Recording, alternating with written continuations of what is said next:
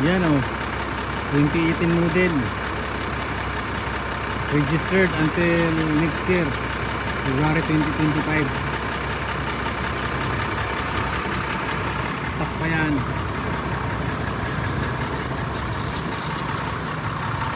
Meron lang siyang konting issue, mga minor na gas-gas.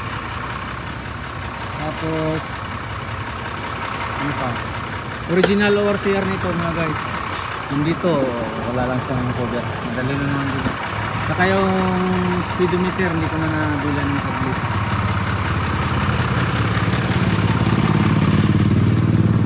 Sa makina naman niya okay lang, okay naman.